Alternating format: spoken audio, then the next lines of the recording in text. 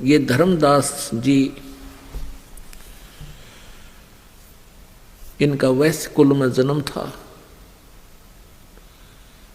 और यही लोक वेद के आधार से साधनाएं उसके गुरु जी ने बता रखी थी, रूपदास जी ने, वो किया करते थे। रामकृष्ण का जाप जपा करते थे, हरे कृष्ण कृष्ण कृष्ण हरे हरे, हरे राम हरे कृष्ण, ये इस तरह के जाप जपा करते थे। और साथ में ओम नमः शिवाय ये मंत्र जो मन गढ़ंत है, इसको भी जपा करते थे। पुण्यात्माओं, जैसा भी गुरुदेव ने ज्ञान पुण्यात्मा को दे रखा है, वो तो विद्यार्थी की तरह अपना सिलेबस पूरा करने में जुट जाता है, होमवर्क टास्क वर्क पूरा करता है और उस लोकवेद के आधार से वो फेल होता है या पास होता है तो समय बताता है। लेकिन विद्यार्थी अपने टीचर के द्वारा दिए गए ज्ञान में संशय नहीं रखता, शंका नहीं करता। इसी आधार से धर्मदास जी को जो भी ज्ञान स्वरूपदास जी से प्राप्त हुआ था, उसकी साधना करता हुआ अपना जीवन व्यतीत कर रहा था। लगभग 60 वर्ष का हो गया। अब उसने सोचा कि अंतिम लास्ट स्टेज चल पड़ी हमारी 60 वर्ष के बाद, तो फिर गाड़ी स्लोप में हो जाती है नीचे ने।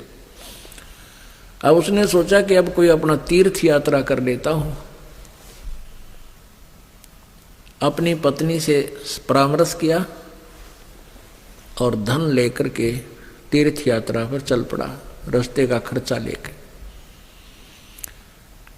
तीर्थ यात्रा करता हुआ और वृंदावन में पहुंच गया। जिस तालाब में, जिस जोड़ में श्री कृष्ण जी स्नान करा करते थे, जहां गौवें भी जल पान किया करती थी, उस वृंदावन के जोड़ में धर्मदास जी ने पहले तो स्नान किया कि भगवान श्री कृष्ण यहाँ नहाया करते थे, ये पवित्र तालाब है। फिर उसमें से एक लोटा पानी का भरा और उस जल से फिर गोबर मिट्टी बना के मिला के गारा बनाई और कुछ स्थान को लिपा, स्वच्छ किया। और एक लोटा जल का भर के साथ रख लिया। उसी समय परमेश्वर जब बनारस में काशी शहर में प्रकट थे, सतलोक से चलकर आए हुए थे, वहां से अंतर्ध्यान हुए परमात्मा और वृंदावन में प्रकट हो गए। एक संत की वेशभूषा बनाई, एक जिंदा महात्मा होते हैं, जिंदा महात्मा, जिंदा बोलते हैं उनको, जंद पीर बोलते हैं उनको, जिंदा महात्मा। वो काला कोट पहनते हैं, एक ही ओवरकोट होता है नीचे तक का, घुटनों से नीचे तक का काला पतला सा कपड़ा होता, पतला सा, और एक अंडरवियर कच्छा पहनते हैं, सिर पे टोप पहनते हैं। तो ऐसी वेशभूषा वाले को जिंदा महात्मा कहते हैं। वो भ्रमण करते रहते हैं, फक्कड़ फरी फकीर भी होते हैं। तो वो जिंदा महात्मा रूप बनाकर परमात्मा धर्मदास के सामने बैठ गया। देख परमेश्वर के सामने कितनी डिफिकल्टी पैदा हो गई है। अपने बच्चों को और अपने बारे में परिचित कराने के लिए कितना संघर्ष करना पड़ रहा है। काल ने कहा था, जो परमेश्वर से वार्ता हुई थी, पहले तो परमात्मा के शरण पकड़ के वचनबद्ध कर दिया कि 3 युगों में जीव ना ले जाना, और चौथा युग जब कलयुग आवे तब तो शरण जीव बहु जावे। ऐसा वचन हर मोह दीजे, तब तुम गवन संसार ही कीजिए। जब परमात्मा ने कहा ठीक है 3 युगों में मैं जीव कम ले जाऊंगा, पर चौथे युग में मैं बहुत जीव अपने छुटवा लूंगा तेरे से, ये वचन हो गए। तब काल ने कहा था कि तू जब आप आओगे ना चौथे युग में, कलयुग में, इन प्राणियों को भक्ति योग्य छोड़ूंगा नहीं, इनमें इतना ज्ञान भर दूंगा, भिन्न भिन्न पंथ बना दूंगा, न्यारे न्यारे 12 पंथ करूं मैं साजा, नाम तुम्हारा ले करूं आवाजा, और 12 पंथ में नाम जो ले ही हमरे मुख वो आन समय, और अनेक पंथ में चलाऊं और नाम तुम्हारा ले आवाज लगाऊं। यानी 12 के बाद अन्य और भी बहुत से पंथ, ये राधा स्वामी पंथ, दंदन सतगुरु पंथ, यो जय गुरुदेव पंथ, ये निरंकारी पंथ, ये सारे काल के पंथ हैं।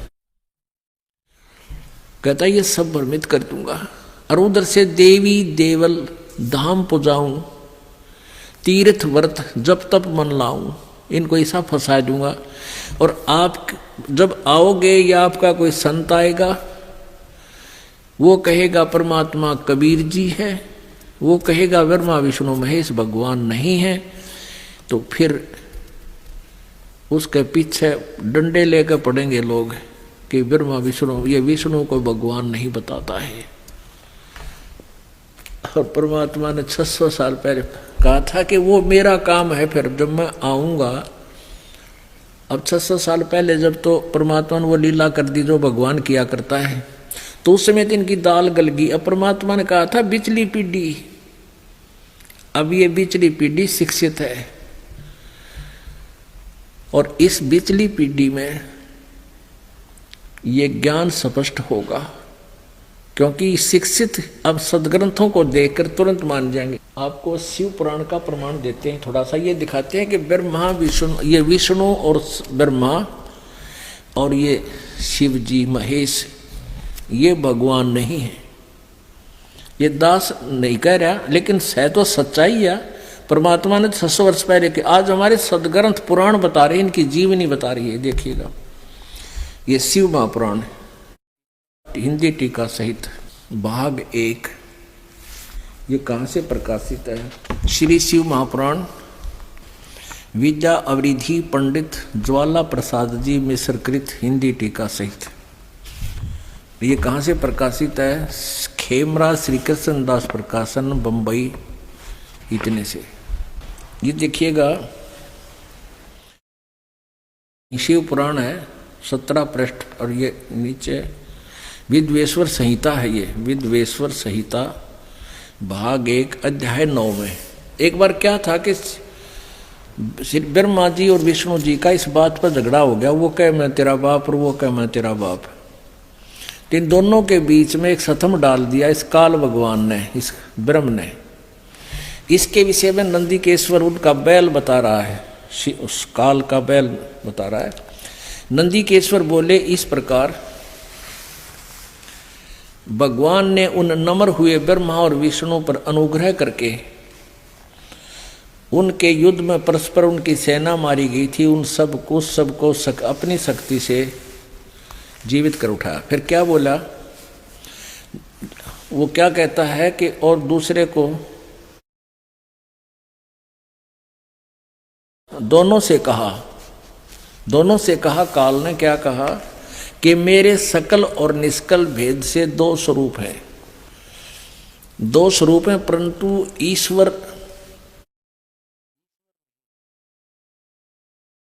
परंतु और ईश्वर नहीं, अन्य कोई ईश्वर नहीं। इस कारण उनके 2 रूप नहीं हो सकते। पहला सतम रूप और दूसरा पीछे मूर्तिमान रूप धारण किया। इसमें ब्रह्म रूप निसकल, निष्फल नहीं, निसकल निराकार बता रहा है, निसकल, और ईश रूप सगुण है।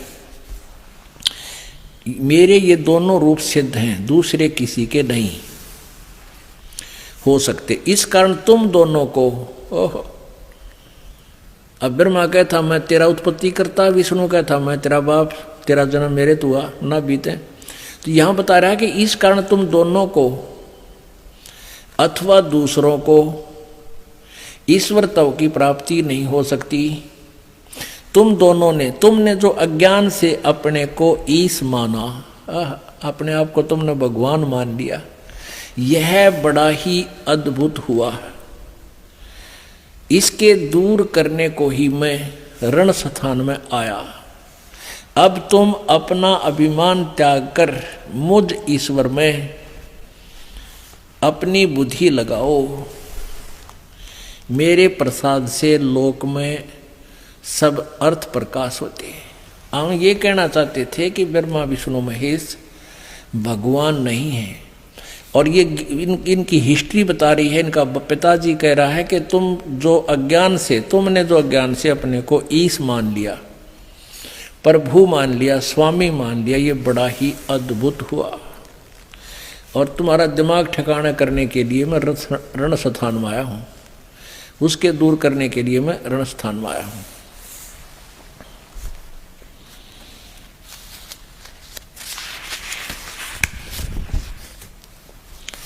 आगे देखो, हे पुत्रो, काल कहता है कि हे पुत्रो, ब्रह्मा और विष्णु को, यह कृत यानी सतीथि और उत्पत्ति का आपने तप से प्राप्त किए हैं, जो सृष्टि की उत्पत्ति और पालन कहता है, और जो मैंने प्रसन्न होकर तुम्हें दिए हैं।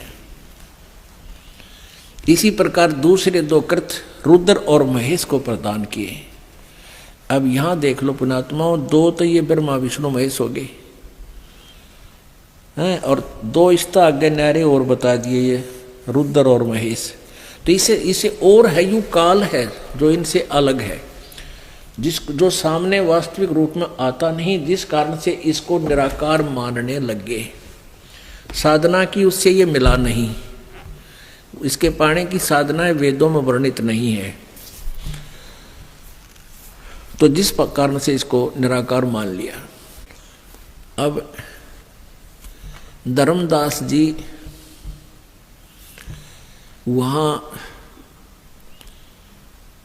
उस मथुरा के तालाब पर, उस जोड़ पर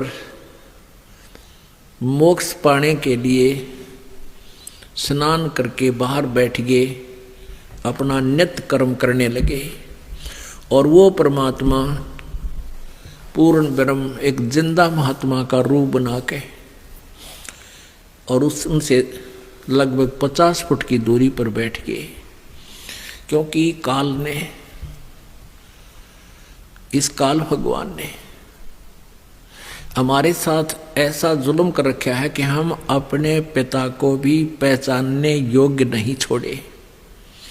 और उस पिता ने हमारे लिए को पाने के लिए, हमारे को अपने पास ले जाने के लिए कितना संघर्ष करना पड़ रहा है। तो इस काल ने जब 600 वर्ष पहले कहा था कि मैं ऐसी पूजाएं शुरू करवा दूंगा और तेरा कोई भक्त संत जाएगा या आप जाओगे, उसमें उसकी कोई नहीं सुनेगा। तो परमेश्वर ने सोचा था कि इसने बांटन दे जो बांटे है, ये तो चक्कर, इसको तो अपनी अपनी सोच से सोच रहा है, लेकिन परमात्मा की जो सोच होती है वो जीव वहां नहीं पहुंच सकता, क्योंकि परमात्मा को पता था ये काल के दूत पहले जालेंगे और इन्हें जो एंड बैंड बढ़ना बकना है सारी बकलेंगे। बड़े बड़े कई पीढ़ी चली जाएंगी नकली संतों और पंथों की, उनके द्वारा दिया गया ज्ञान विद्यमान होगा पुस्तकों में। और फिर परमात्मा को पता था कि मेरी आत्मा मेरा दास जाओगा, और उन सब के पोल खोल देगा कि देखो वेद ये बताते हैं, गीता ये बताती है, और पुराण ये बताते हैं, और ये नकली ये बताते हैं। और जो नकली सतलोक का ठेका ले रखा, धन धन सतगुरु राधा स्वामी और ये जय गुरुदेव निरंकारी, ये ठाकुर जी महाराज, इन कह का पता नहीं सतलोक के बारे में। अब इन्होंने जो ज्ञान पुण्यात्माओं को दिया हुआ है वो पुस्तकें सबके घरों में रखी हुई हैं, ढेर की ढेरी। तो इतनी पुस्तक 20-20 पुस्तक बना रखी है, कति नरा अड़ंगा बन रखा ज्ञान का। अब वो ज्ञान ये दास पढ़कर सुना रहा है, और पढ़कर सुनकर अब ये पुण्यात्मा जो उस पर आरूढ़ थी कि हमारे गुरुजी बड़े विद्वान थे, बड़े परम धनी थे, अब उनके द्वारा दिए गए प्रवचनों को सुनकर दिमाग में चक्कर हो जाता है कि ऐसा ज्ञान तो को मूर्ख भी ना दे, कति महामूर्ख भी नहीं लिखा जो बातें उन्होंने लिख रखी। और बात करें वह सतलोक जान की और परमात्मा पाने की। तो परमेश्वर को पता था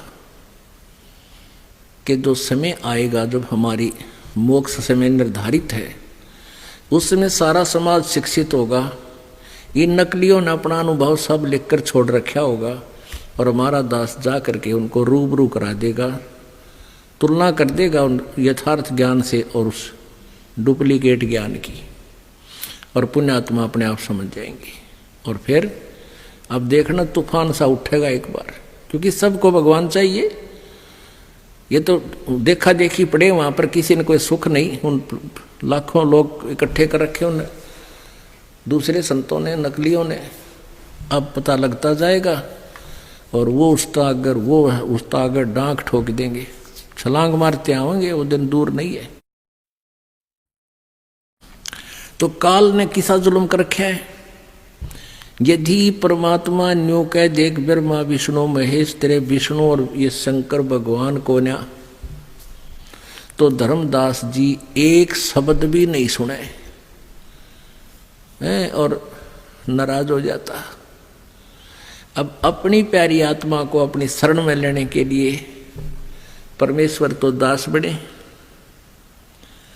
और उस धर्मदास को कहते हैं वैष्णव महात्मा।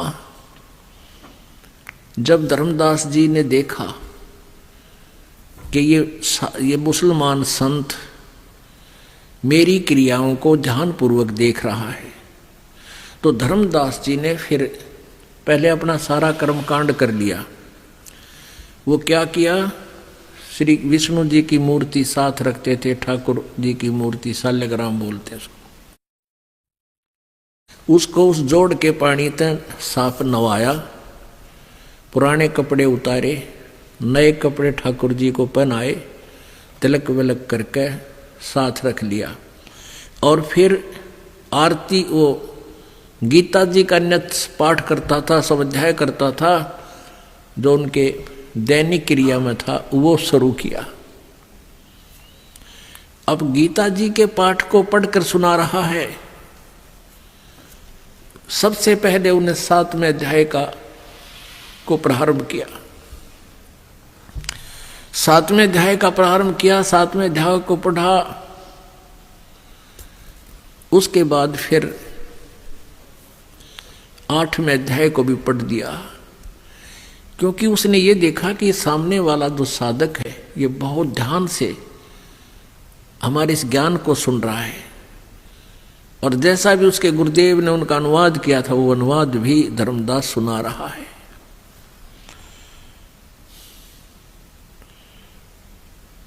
अब 7वां और 8वां अध्याय सुना दिया।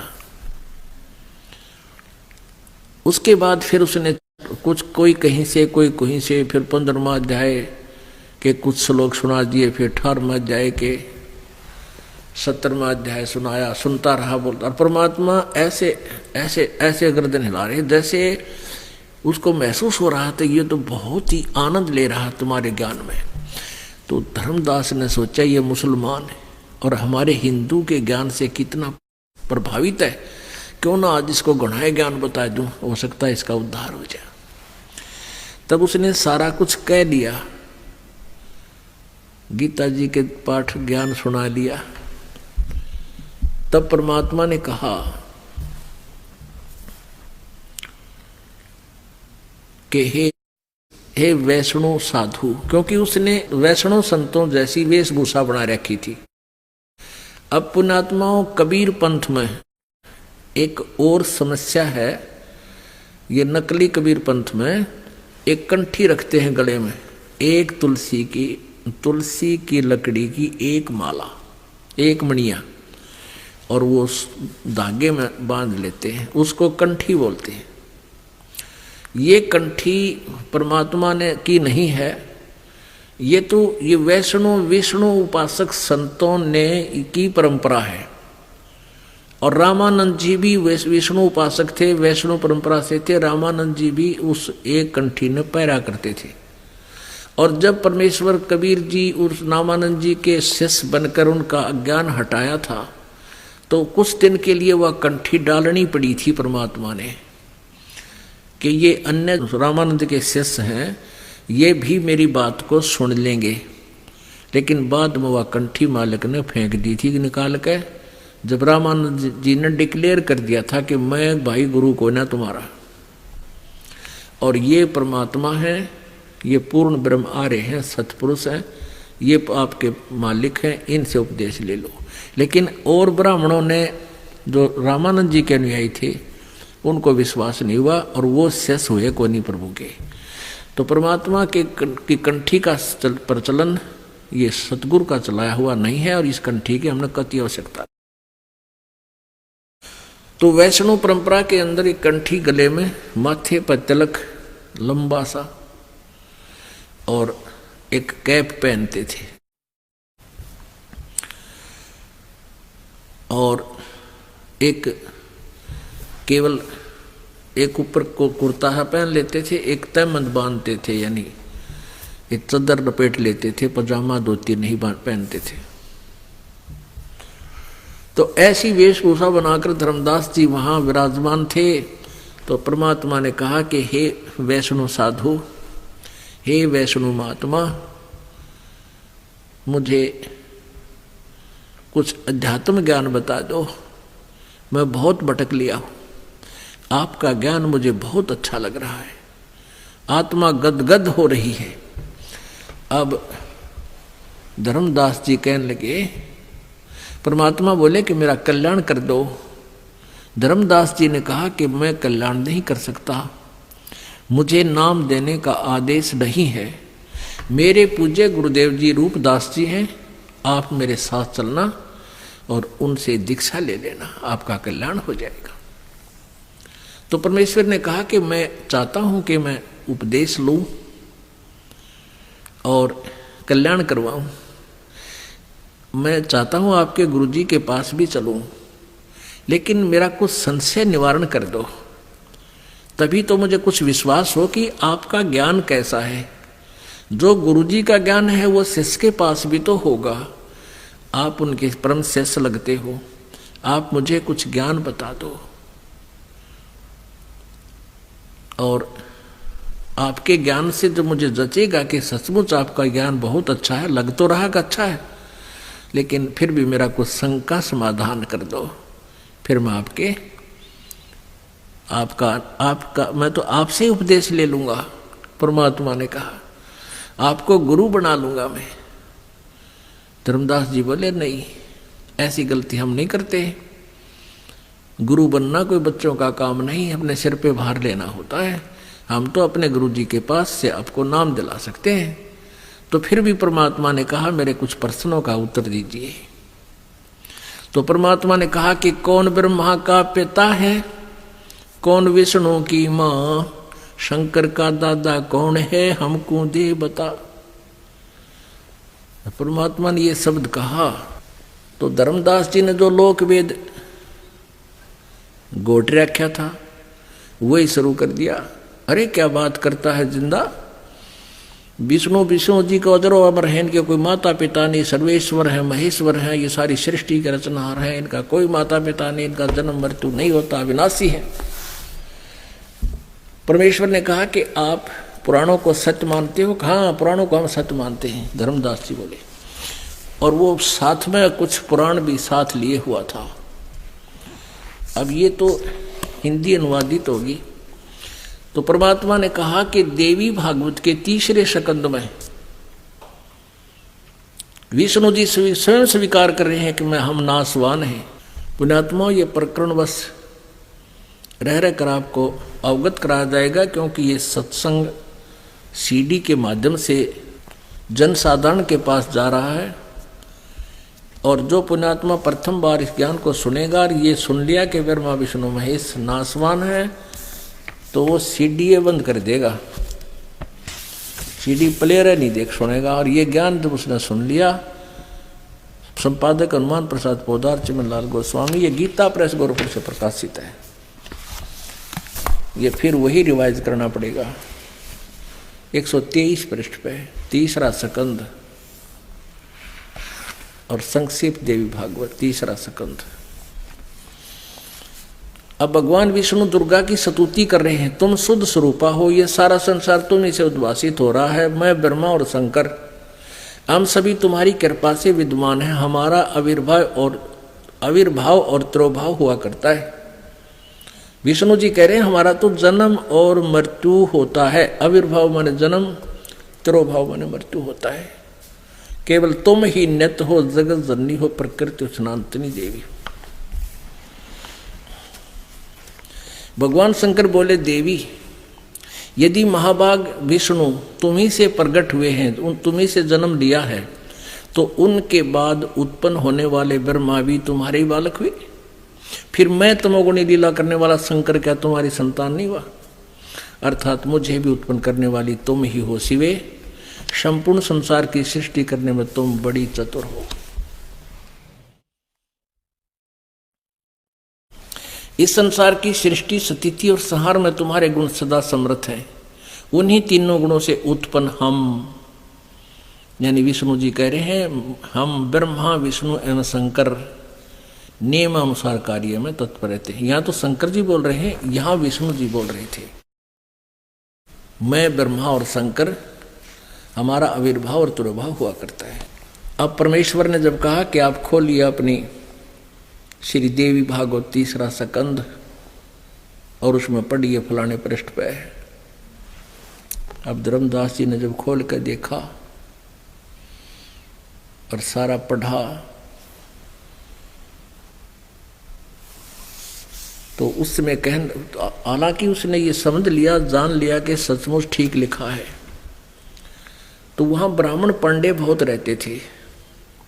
धर्मदास वहां से उठा, उस ब्राह्मण के पास गया जो वहां बैठा था कोई, उससे कहा कि ऐसे ऐसे एक व्यक्ति कह रहा है, मुझे वो देवी पुराण में ऐसा ऐसा लिखा है, कहीं उन्होंने पढ़ कर सुनाया। उस पांडे ने फिर उसका अनुवाद किया कि सचमुच लिखा तो ऐसा ही है, लेकिन हम नहीं मानते इस बात को कि विष्णु जी के कोई माता पिता है। अब जो वो रटे रटाए ज्ञान को साथ ही थोड़ी दूरी पर पंडा बैठा था, सारी वार्ता मालिक के सामने हो रही थी। तो फिर धर्मदास कहने लगा कि जिंदा तू क्या समझे हिंदू ग्रंथों को, तू तो मुसलमान है, तो हमारे हिंदू धर्म के देवताओं की तू तौहीन करता है।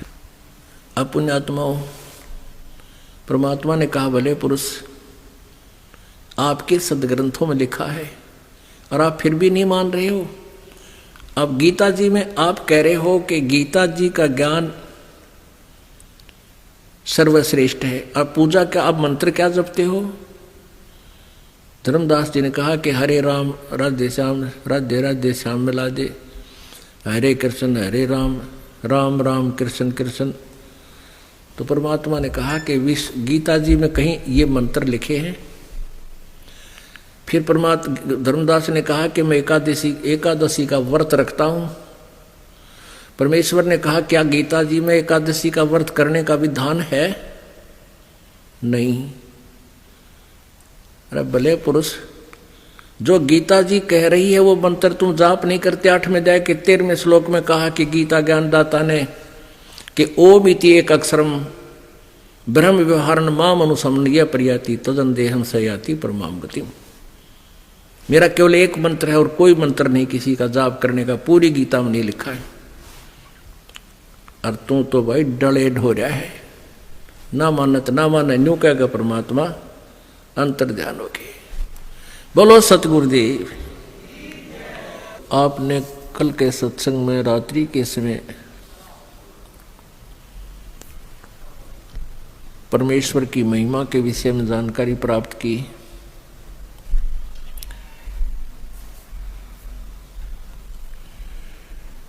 परमेश्वर कहते हैं गोता मारूं स्वर्ग में, जा बैठूं पाताल, और गरीब दास ढूंढता फिरूं अपने हीरे माणिक लाल। आप जी ने वेदों में देखा पढ़ा कि वो पूर्ण परमात्मा सर्वशक्तिमान सबका रचने हाला यथार्थ ज्ञान को देने के लिए स्वयं ही अपने निज स्थान से उस शाश्वतम स्थानम यानी सनातन परम धाम से स्वयं गति करके नीचे आते हैं और यहाँ पुण्य आत्माओं को मिलते हैं।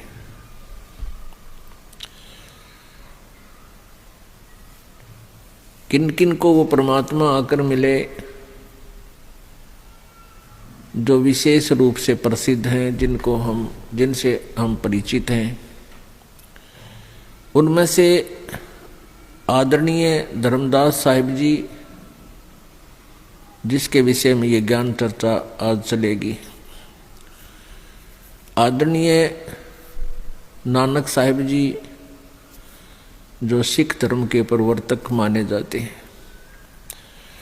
आदरणीय गरीबदास साहिब जी, जो गांव छुड़ानी जिला झज्जर में एक महान संत हुए हैं। उनको परमात्मा आकर स्वयं मिले, सतलोक से चलकर आए थे। आदरणीय दादू साहिब जी, आदरणीय मलुकदास साहिब जी, आदरणीय घीसादास साहिब जी, आदरणीय रामानंद साहिब जी, इन महान आत्माओं को, इन पुण्य आत्माओं को, श्रेष्ठ आत्माओं को परमात्मा आकर मिले, उनको अपने ज्ञान से परिचित कराया।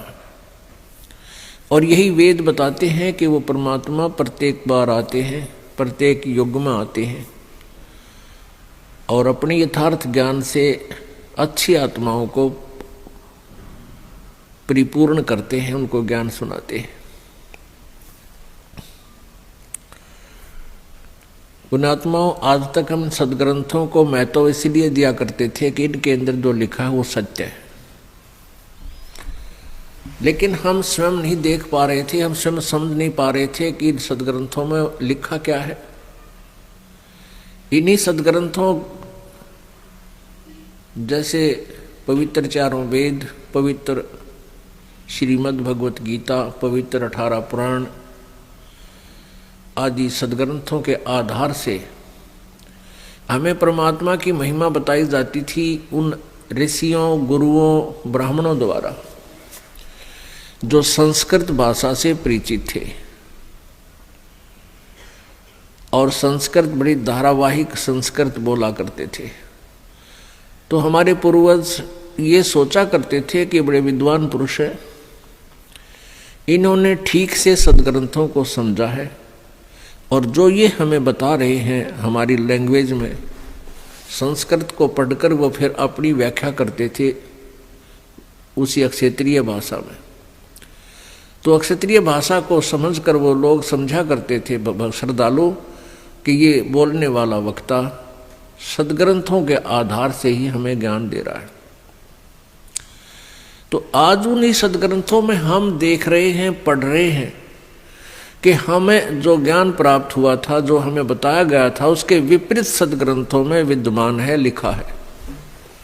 तो इससे सिद्ध है कि हमारे पूर्वजों को और हमारे मानव समाज को अभी तक यथार्थ ज्ञान भक्ति मार्ग का नहीं था, जिस कारण से सभी प्रेत बन गए, कोई पितर बन गया, उनके श्राद्ध निकाले जा रहे हैं। ये और अलग से एक और परंपरा शुरू कर दी उन अज्ञानी, अनाड़ी, तत्वज्ञानहीन, अंधे गुरुओं ने। वो अपनी रोजी रोटी का धंधा बना लिया। पहले तो प्रेत बनवाए साधना गलत करवा के, फिर श्राद्ध और पिंड भरवाए हमें मूर्ख बना के। पुण्यात्माओं, अब सु अवसर है, ये कोई बार बार समय नहीं आया करता, बार बार ये मानव शरीर नहीं मिला करता, और मानव शरीर मिल जाए तो ये यथार्थ ज्ञान नहीं मिला करता। और ये सारे संयोग युगों पर्यंत जुड़ते हैं, इकट्ठे होते, जो आज आप जी को प्राप्त है। तो उन्हीं श्रेष्ठ आत्माओं में से जिनको परमात्मा आए, उनको कैसे ज्ञान कराया, परमेश्वर का और एक आत्मा का कैसे विचार, कैसे संवाद हुआ, वो आपको अमृतवाणी के माध्यम से सुनाएंगे। गीता जी अध्याय नंबर 4 के श्लोक नंबर 25 से लेकर 34 तक एक विवरण दिया हुआ है कि कोई तो साधना करता है, देवताओं की पूजा करता है, कोई हवन यज्ञ करता है, कोई धर्म यज्ञ ही करता है, कोई स्वाध्याय करता है, कोई योगासन करता है, कोई हठ योग करके इंद्रियों को कंट्रोल करने की चेष्टा करता है, कोई तीक्ष्ण व्रत रखता है, कोई अहिंसावादी होकर मुंह पर पट्टी बांध कर नंगे पैरों घूमता है, इसी को साधना मानता है, कोई किसी मंत्र का जाप करता है, कोई कोई साधना करता है। वो सभी अपनी अपनी साधनाओं को पापनाशक जानते हैं, पापनाशक जानकर ही कर रहे हैं। लेकिन अध्याय नंबर 4 के श्लोक नंबर 32 में कहा है कि इस प्रकार की विस्तार के साथ बहुत सी धार्मिक अनुष्ठान यथार्थ रूप में सच्चिदानंद घन ब्रह्म की वाणी में विस्तार से कही गई है, और वो उस ज्ञान को समझने के उपरांत फिर तेरे सभी कर्मों का नाश हो जाएगा, सभी कर्मों के बंधन खत्म हो जाएंगे। और वो ज्ञान जो सच्चिदानंद घन ब्रह्म की वाणी में है, ब्रह्मणे मुखे, गीता जी का अध्याय नंबर 4 के श्लोक नंबर 32 को आप जी देखेंगे, क्योंकि ये एक ऐसी जटिल प्रॉब्लम बन गई, ऐसा जटिल उलझा दिया इस ज्ञान को कि ये दास जो सच्चाई आपको मौखिक दिखाता है, बताता है, फिर टीवी के माध्यम से, प्रोजेक्टर के माध्यम से आपको दिखाते हैं, तो फिर भी विश्वास नहीं हो पाता। फिर आप जी जाकर के अपने पास उपलब्ध आपके घर पे पुस्तक को दोबारा देखते हो, और देखना भी चाहिए। और जब तक मन का संशय दूर नहीं होगा, शंका निवारण नहीं होगा, ये भक्ति नहीं करने देगा आपको। तो वहां जाकर आप देखोगे 4 अध्याय के 32वें श्लोक में इन्होंने अनुवाद गलत किया है, इसका ब्रह्मणे का अर्थ गलत किया है। ब्रह्मणे मुखे इन्होंने अर्थ किया है अनुवादकर्ताओं ने वेद की वाणी में, ब्रह्मणे मुखे लिख दिया वेद की वाणी में। बहुत से विस्तार के साथ यज्ञों की जानकारी दी गई है। नहीं, ब्रह्मणे माने सच्चिदानंद घन ब्रह्म की, मुखे माने अपने मुख कमल से उच्चारित वाणी में। ब्रह्मणे माने सच्चिदानंद घन ब्रह्म यानी परम अक्षर ब्रह्म, पूर्ण परमात्मा ने जो वाणी आकर बोली है वो वेदों से भी अलग है, गीता जी के ज्ञान से भी भिन्न है, उसमें यथार्थ ज्ञान दिया हुआ है। और इसका प्रमाण लेने के लिए कि ब्रह्मणे का अर्थ क्या है, तो गीता जी अध्याय नंबर 17 के श्लोक नंबर 23 में इन्हीं अनुवादकर्ताओं ने ठीक अनुवाद किया है। ओम तत्सत इति निर्देश ब्रह्मणे त्रिविध समर्थ, यानी सच्चिदानंद घन ब्रह्म के पाणी का ओम तत्सत, ये 3 मंत्र का जाप और 3 ही विधि से इसका श्रवण किया जाता है। तो वहां उन्होंने ठीक अनुवाद किया सच्चिदानंद घन ब्रह्म, ब्रह्मणे का अर्थ। और यहाँ 4 अध्याय के 32वें श्लोक में ये विचलित हो गए, अनुवादकर्ताओं ने गलत अनुवाद कर दिया, ब्रह्मणे का अर्थ वेद कर दिया। नहीं, एक मोटी सी बात है, ब्रह्म का अर्थ प्रभु होता है, परमात्मा होता है, और वेद परमात्मा के विषय में जानकारी, परमात्मा का विधान है। जैसे एक संविधान होता है, एक राजा होता है, तो राजा का अर्थ संविधान नहीं किया जा सकता। अगर ऐसा कोई करता है तो वो ठीक से सेंटेंस को समझ नहीं पाया है, वो गलत कर रहा है। तो संविधान अलग चीज है और राजा अलग है। तो इसी प्रकार ब्रह्म का अर्थ वेद नहीं किया जा सकता। तो वो परमात्मा कैसे अपनी प्यारी आत्माओं को मिलते हैं, काल के द्वारा अज्ञान के माध्यम से कितना गलत रंग चढ़ा दिया जाता है, उसको उतारने में परमात्मा को कितनी कठिनाई होती है। अपने ही बच्चों को, अपने ही आत्माओं को अपनी शरण में लेने के लिए कितना प्रयत्न करना पड़ता है उस परम पिता को, क्योंकि इस काल ने हमारे साथ बहुत धोखा किया हुआ है। आप जी को बहुत गलत ढंग से यहाँ फंसा रखा है, अज्ञान से ओतप्रोत कर दिया। परमात्मा सच्चाई बताते हैं तो हम अपने ही भगवान के, अपने ही पिता के शत्रु बन जाते हैं। हमारे लिए बड़ा दुर्भाग्य होता है कि जिस समय परमात्मा आते हैं हम उनकी सुनते नहीं और अपने उस अज्ञान के आधार से